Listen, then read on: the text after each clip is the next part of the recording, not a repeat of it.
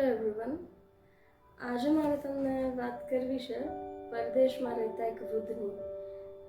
એ એક એવો સમય હોય છે કે એ સમયે વૃદ્ધ એમના ઘરમાં એકલા હોય છે. એમની પત્ની પણ મૃત્યુ પામી ચૂકી હોય છે, એનો વહુ દીકરો હોય છે, એમના નોકરીનો સમય માટે ત્યાં હોય છે, એમના ગ્રાન્ડ ચિલ્ડ્રન જે હોય છે એ એમનો શાળાનો સમય હતો એટલે શાળાએ ગયેલા હોય છે. અને આ વૃદ્ધ ઘરમાં એકલા એકદમ જ બોર થતા હોય છે અને એકલતા કોરી ખાતી હોય છે, કારણ કે એક એજ પછી બધા જ સંતાનો કે એમના પ્રપૌત્ર જે હોય છે બધા પોતપોતાના કામમાં વ્યસ્ત થઈ જતા હોય છે અને વૃદ્ધ હોય છે એ ઘરમાં એકલા પડી જાય છે.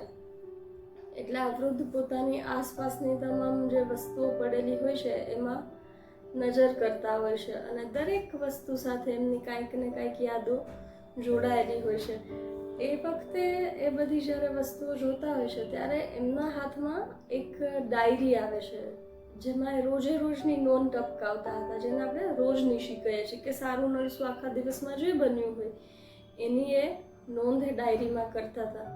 અને આજનો જે દિવસ હતો એ જ તારીખ એમણે વર્ષો પહેલાંના પાના ઉથલાવ્યા અને એમાં જ્યારે જુએ છે તો એમાં એમને એક સરસ એવી નોંધ મળે છે અને એમાં એને લખ્યું હોય છે કે આજનો દિવસ બરબાદ થયો. એટલે એને પોતાને આશ્ચર્ય થાય છે, કારણ કે વર્ષો પહેલાં એમણે નોંધ ટપકાવેલી હતી કે આ દિવસ કેમ બરબાદ થયો, મેં એવું શું કર્યું હતું.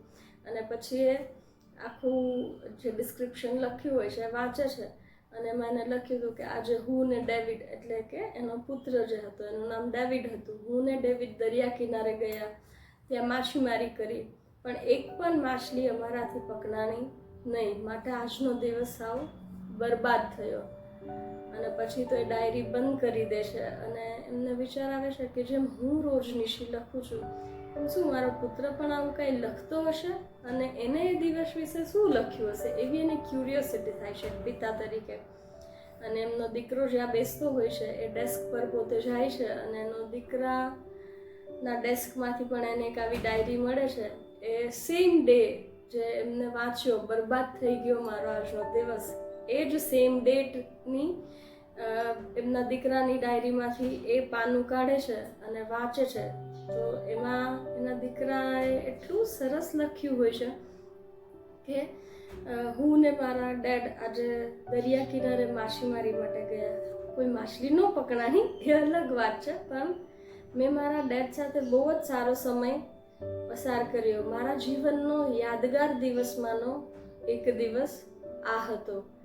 અને એ વૃદ્ધ હોય છે એની આંખોમાંથી અશ્રુઓ ટપકવા લાગે છે.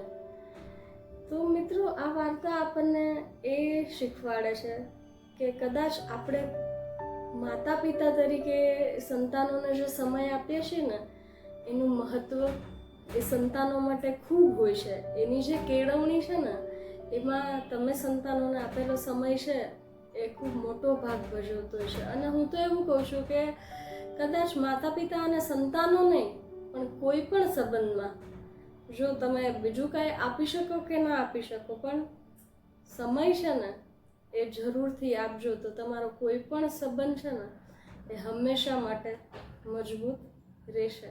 Thank you.